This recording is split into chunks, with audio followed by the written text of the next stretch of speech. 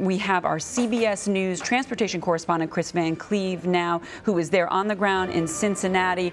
All right, Kris, what's your big takeaway here? Well, it was a wide-ranging speech. We had expected him to stay a little bit more focused on infrastructure, and he touched on health care as well as calling Democrats obstructionists, sort of a general riff on his frustration with Democrats. He did talk about his transportation plan, which includes, he says, at least $200 billion in federal funding, which he hopes to use as a multiplier to get to that $1 trillion number. And what that basically means is encouraging private investment, public-private partnerships to chip in the other $800 billion, excuse me. He talked a lot about inland waterways, and that's in part because the backdrop was just that. The Ohio River, there's a coal barge back behind him that served as a backdrop carrying West Virginia coal.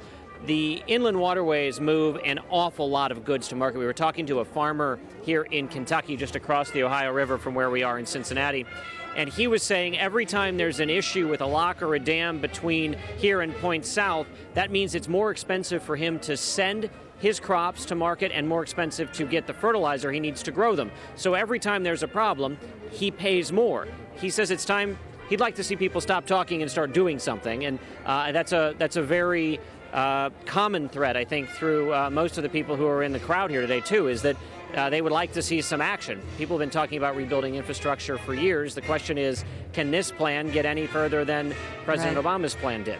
And of course, action is going to take money. Can you give us a little more perspective on these dollar figures here?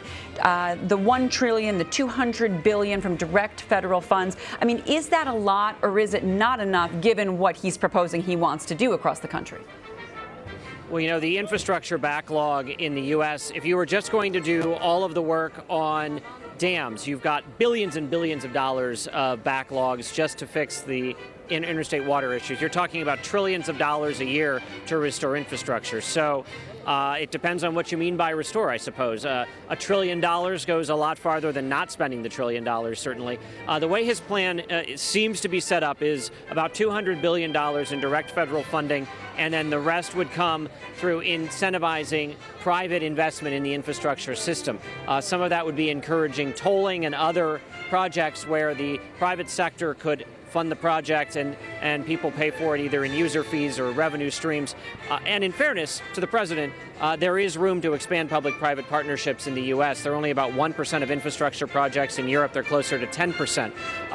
His plan talks about favoring transformative projects as well as setting aside money for restoring rural infrastructure, giving grants to state and local entities, as well as enhancing loan programs to try to get that done. They also talked a lot about cutting regulations so that you can get a project moving faster. That is sort of a hallmark of the Trump administration, that they want to get rid of unnecessary regulation. And, you know, we were talking to the mayor of one of the small towns over in Kentucky today. They share a bunch of bridges that connect with Cincinnati here, including one that they've been talking about replacing or upgrading for years. And one of his points, and he is not a Trump supporter, said, listen, if you can get a president who can cut regulations so we can get projects done faster, that would be welcome across the aisle. So there are some things inside a transportation or inside an infrastructure bill that would be welcome to both sides. How you pay for it and you know, sort of where that public investment, where that private investment comes will be the devil in the details. What do you think is the most realistic part of his plan?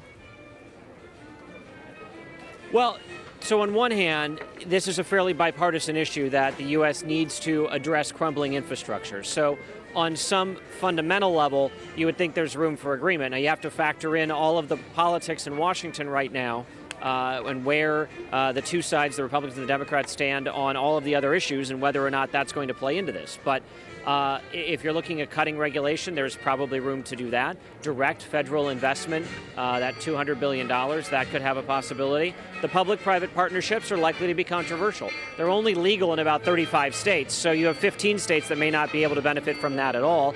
And they tend to only work in avenues where you can guarantee profit to the private investor.